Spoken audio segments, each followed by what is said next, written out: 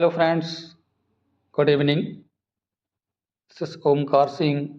You are most welcome to my YouTube channel, OK English. If you visit first, please subscribe the channel. If you like video, please like, share and comments. Dear friends, TGT, PGT, LT Grade English, important quiz points part 6 related to William Wordsworth discuss करेंगे आज हम। इससे पहले हमने 5 part आपको पहले upload कर चुके हैं। इसके बीच में 5 पार्ट अपलोड करने के बाद फ्रेंड्स हमने कहा था कि ये लास्ट पार्ट है वर्ड्सवर्थ से संबंधित, लेकिन आवश्यकता हुई कि कुछ इम्पोर्टेंट वर्ड्स भी साथ साथ डिस्कस कर लिए जाए, तो इसलिए बीच में 3 पार्ट आपके स्पेलिंग के हमने दे दिए थे। क्वेरी थी किसी भाई बहन की, तो उनकी क्वेरी पर हमने जो है करेक्टली स्पेल्ड वर्ड या स्पेलिंग्स के 3 पार्ट आपको प्रोवाइड किए थे। आज ये पुनः पार्ट 5 के बाद पार्ट 6 विलियम वर्ड्सवर्थ से संबंधित रह गया था, तो 1-2 पार्ट और बनाएंगे क्योंकि क्विज भी आते हैं फ्रेंड्स, कोई चीज़ छूटे नहीं, इसलिए हमने प्रयास किया पुनः। तो आज पार्ट 6 डिस्कस करेंगे जो कि related to William Wordsworth, important quiz इसमें हम देखेंगे। आइए, पहला हमने लिया है a smile child what should it know of death. ये किसका है? विलियम वर्ड्सवर्थ का है। किससे लिया गया है? BR7, जो इनकी पोएम है BR7, उसकी ये लाइनें दी हैं। मतलब साधारण सा बच्चा कहते हैं उसे मृत्यु के बारे में क्या पता होना चाहिए, तो ये लाइन आपकी BR7 से है। कई कभी लाइन पूछ ली जाती है, खाली किसकी लाइन है ये पूछ लिया जाता है, या वर्ड्सवर्थ की किस पोएम से ली गई है तो ये भी पूछ लिया जाता है। तो BR7 पोएम है और इसके जो ऑथर हैं, पोइट हैं, वो कौन है? William Wordsworth. अगला क्वेट लिया है फ्रेंड्स, देख लीजिए। These beauteous forms through a long absence have not been to me as is a landscape to a blind man's eye. यानी कि ये सुंदर आकृतियां लंबी अनुपस्थिति के कारण मेरे लिए नहीं रहीं, जैसे अंधे आदमी की आंखों के लिए परिदृश्य। कहाँ से ली गई हैं फ्रेंड्स? से ये हैं lines compose a few mills away अब टिंटन अवे। टिंटन एवे की, से टिंटन एवे शॉर्ट में कहते हैं, उसकी लाइन्स हैं फ्रेंड्स। तीसरा क्वेट लिया है फ्रेंड्स, ने do not take it so I see that these are things of which I need not speak। नहीं, इससे ऐसा न लें, मैं देखता हूँ कि ये ऐसी चीज़ें हैं जिनके बारे में मुझे बोलने की ज़रूरत नहीं। ये माइकेल पोएम है इनकी, उससे लिया गया है। अगला क्वेट लिया है number 4, oh mercy to my self I cried if Lucy should be dead. O वर्षी, दया, मैंने खुद से कहा काश लूसी मर जाती। तो जो लाइन है friends, strange fits of passion have I known, ये इस पोइम की लाइन है। 5th नंबर है, awful power I call thee I my self commend unto thy guidance from this hour. कहाँ से ली गई है? Ode to duty. कहाँ से friends line? Ode to duty. मतलब बता रहे हैं कि एफुल पावर, भयानक शक्ति, sorry, I call thee I my self, मैं तुम्हें पुकारता हूँ मैं खुद, unto thy guidance from this hour, इस समय से तुम्हारे मार्गदर्शन की प्रशंसा करता हूँ। 6 नंबर क्वेट है हमारा, this city now doth like a garment bear the beauty of the morning silent wear. 6 number quote है, ये शहर अब एक वस्त्र की तरह सुबह की सुंदरता को धारण करता है। मौन नंगा कहाँ से लिया गया है ये? Composed upon Westminster bridge September 3, 1802। ये पोएम है, ये लेख है विलियम वर्ड्सवर्थ का, उसकी ये लाइन है। फिर ये 2 से 3 क्वेश्चन आपको देखने को मिलते हैं, तो हम महत्वपूर्ण 50, 60 या 100 तक लगभग आपके क्वेश्चन लेंगे। कुछ आज हैं, 2 वीडियो और बनाएंगे इसी पर। The world is too much with us let us and soon getting and spending we lay waste our powers. 7वां लिया है, दुनिया हमारे साथ बहुत ज़्यादा है, देर से और जल्दी से प्राप्त करने और खर्च करने में हम अपनी शक्तियों को बर्बाद करते हैं। The world is too much with अस, अर्थात संसार हमारे लिए बहुत कुछ। इसकी पोएम की लाइनें हैं, पहली लाइन ही इससे सपोर्ट कर रही हैं, तो आराम से पहचान सकते हैं। इंपॉर्टेंट कोट्स लिए गए जो कि आने की पूरी उम्मीद है, कुछ आ भी चुके हैं और आएंगे। Listen the mighty being is awake and both with his eternal motion make a sound like thunder everlastingly। लाइनें हैं, इट इज अ ब्यूटियस इवनिंग काम एंड फ्री, यहाँ से लिया गया ये फ्रेंड्स। मीनिंग अगर इसका समझना चाहें तो बता देते हैं। सुनो लिसन, शक्तिशाली प्राणी जाग रहा है और अपनी शाश्वत गति के साथ एक गड़ाहट जैसी आवाज निकालता है हमेशा के लिए।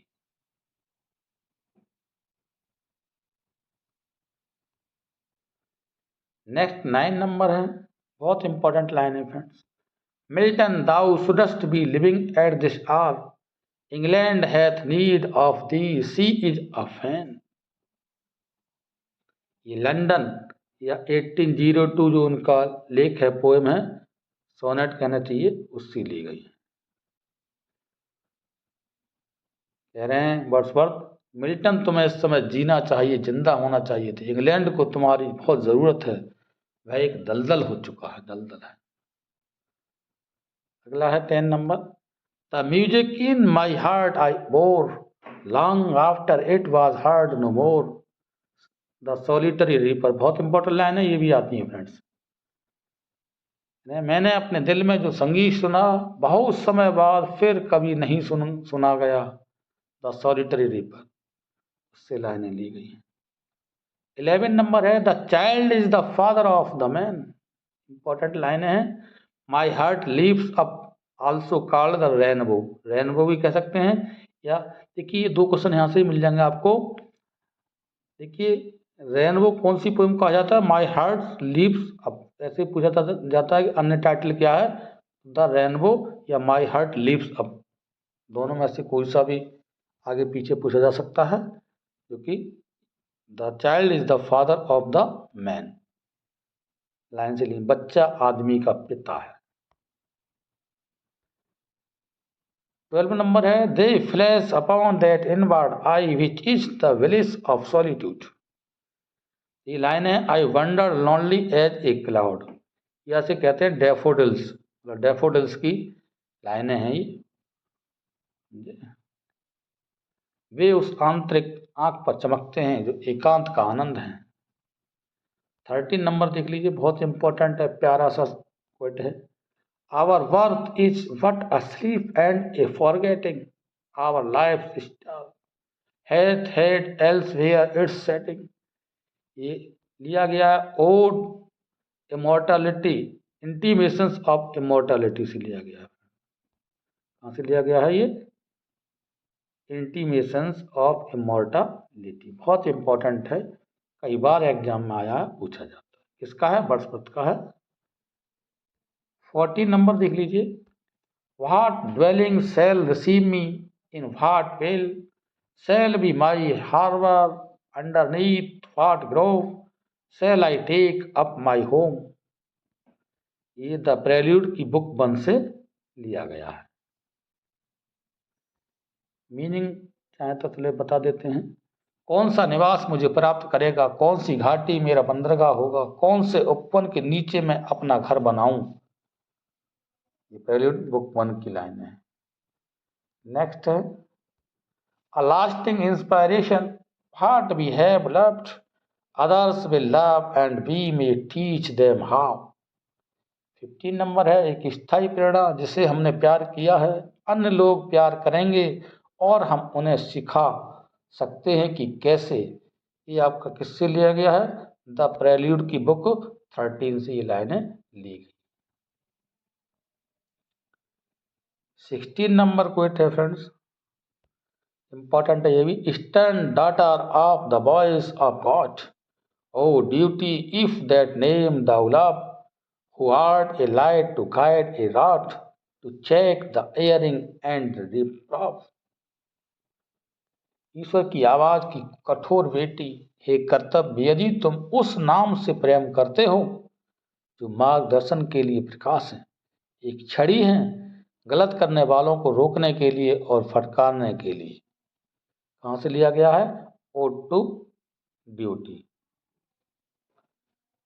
इंपॉर्टेंट है, बहुत आता है इसमें, तो ड्यूटी छिपा हुआ आराम से आप पहचान सकते हैं कि कहाँ से लिया गया है। लेकिन वहाँ पूछा जाता है कि किस राइटर की लाइन है, तो ये भी आपको ध्यान रखना है। देखिए टीजीटी पीजीटी दोनों में आते हैं फ्रेंड्स, ये तो लाइन है, वहाँ फिर आप भूल जाएंगे, कई राइटर्स के नाम 4 के दिए जाएंगे, तो किसकी लाइन है कहाँ से ली गई ये आपको ध्यान रखना। 17 नंबर है फिर इसी से ले गया। Stern lawgiver yet thou dost bear, the godhead's most benignant grace, nor know we anything so fair as it the smile upon thy face. ये भी है ओड टू ड्यूटी से। कह रहे हैं कि कठोर कानून निर्माता, फिर भी तुम ईश्वर की सबसे दयालु कृपा को धारण करते हो, और ना ही हम तुम्हारे चेहरे पर मुस्कान के समान सुंदर कुछ जानते हैं।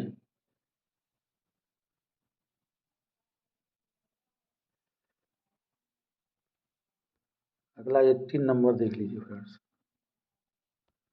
Me this uncharted freedom tires, I feel the weight of chance desires. ये भी किससे? ओड टू ड्यूटी से लिया गया है। इसमें हम कहना चाह रहे हैं कि अज्ञात स्वतंत्रता मुझे थका देती है, मैं संयोग इच्छाओं का भार महसूस करता हूँ संयोग से। 19 नंबर देख लेते हैं फ्रेंड्स, बहुत इंपॉर्टेंट लाइन है। 3 years she grew in sun and shore, then nature said a lovelier flower on earth was never sown.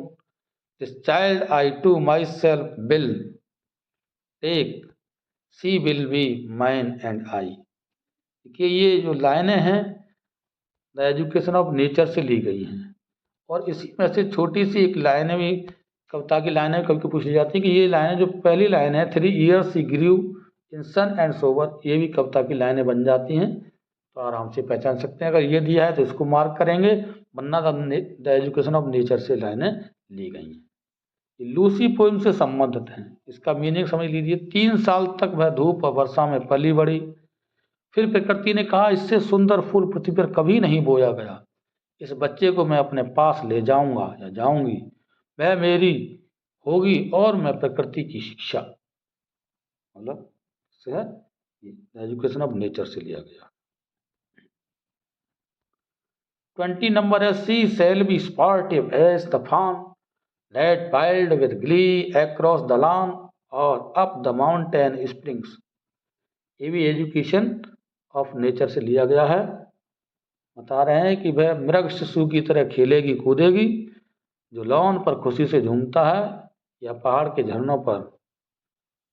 ये भी एजुकेशन ऑफ नेचर से है। अगली लाइन लिए ये इम्पोर्टेंट है। She dwelt among the untrodden ways, beside the springs of Dove, a maid whom there were none to preach and very few to love. ये Ruth poem है, उससे ये लिया गया है। इसका मीनिंग थोड़ा समझ लीजिए। वह अनछुए रास्तों पर रहती थी, कबूतर के झरनों के पास एक युवती जिसकी प्रशंसा करने वाला कोई नहीं था और प्यार करने वाले बहुत कम थे। रुथ पोएम है इनकी, से लिया गया।